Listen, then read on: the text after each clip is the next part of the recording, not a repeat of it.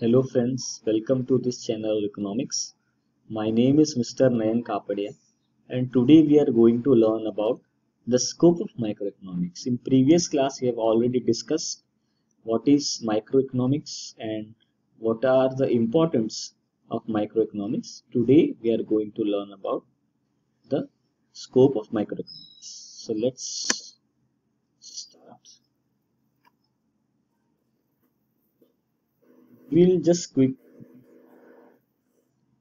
uh, before we begin with the scope of microeconomics. Okay, so we all know that microeconomics deals with small part of national economics. So it is that branch of economics which studies the small part of national economy. So it studies the individual economic units such as individual consumer, individual producer, individual firm. Micro economics किससे deal करता है? पूरे जो देश की अर्थव्यवस्था के एक छोटे से हिस्से में डील करता है। यानी कि वो क्या स्टडी करता है? इंडिविजुअल कंज्यूमर को स्टडी करता है, इंडिविजुअल प्रोड्यूसर को, इंडिविजुअल फर्म को, और काफी डिटेल में स्टडी करता है उनके इकोनॉमिक बिहेवियर को। सो हम स्कोप की ओर आगे बढ़ते हैं। So the very first scope of micro economics is the theory of product pricing. Now what is this theory of product pricing? It explains how the prices of goods are determined in the market. ये जो theory of product pricing ये हमें बताता है कि जब market में जो प्रोडक्ट हैं उसके प्राइस कैसे तय किए जाते हैं। हमको वंडर होता है कि जब हम शॉप में जाते हैं, कुछ भी, जस्ट एक मैंगो का एग्जांपल ले लो, जब हम एक मैंगो बाय करते हैं तो उसकी एक कुछ कीमत होती है, तो कैसे तय होती है? या आप एक दूसरा कोई प्रोडक्ट लो, अगर आप वेजिटेबल खरीदने जा रहे हैं, कुकुम्बर खरीदने जा रहे हैं, तो उसकी प्राइस कैसे तय होती है? ये थियोरी ऑफ प्रोडक्ट प्राइसिंग में सीखते हैं। सो कैसे पता करते हैं भाई तय कैसे होती है? For this it is important to study the forces of demand and supply in the market. अगर हमको किसी भी प्रोडक्ट के प्राइस को फिक्स करना है या तय करना है कि कैसे इसकी प्राइस इतनी हुई या होगी, तो हमको क्या स्टडी करना पड़ता है? डिमांड और सप्लाई के फोर्सेस को। How the demand is studied by studying the consumer behaviour and the supply is studied by studying the cost and production behaviour of the firm. अब डिमांड कैसे स्टडी करते हैं? कंज्यूमर के behaviour को study करके। और supply कैसे study किया जाता है? कि जो प्रोडक्शन करते हैं उस समय क्या कॉस्ट निकला है फर्म का, उसके ऊपर से सप्लाई को, फोर्स को स्टडी किया जाता है। Second is theory of factor pricing. अब इकोनॉमिक्स में 4 इंपॉर्टेंट फैक्टर्स हैं जो प्रोडक्शन के लिए प्रिडोमिनेंट, वो है लैंड, लेबर, कैपिटल और एंटरप्रेन्योर।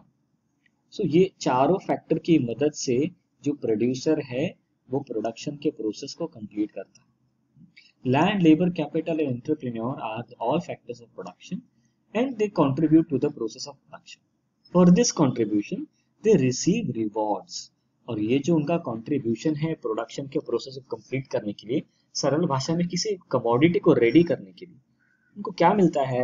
रेंट, लैंड के बदले रेंट, लेबर को मिलता है वेजेस, कैपिटल के बदले इंटरेस्ट पे किया जाता है, और एंटरप्रेन्योर को उन्होंने जो मेहनत की है उसके बदले उनको रिवॉर्ड मिलता है, प्रॉफिट। सो ये थियरी ऑफ फैक्टर प्राइसिंग हमें एक्सप्लेन करता है कि ये जो फैक्टर के प्राइजेस, ये जो रिवॉर्ड्स हैं वो कितने हों। सो ये था theory of factor pricing. Now we will move towards the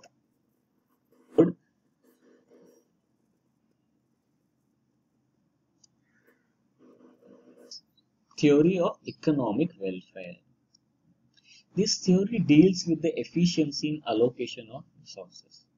It explains that the resources should be used in a manner that it gives maximum satisfaction to people. Economic efficiency involves 3 efficiency. तो ये theory किससे deal करता है?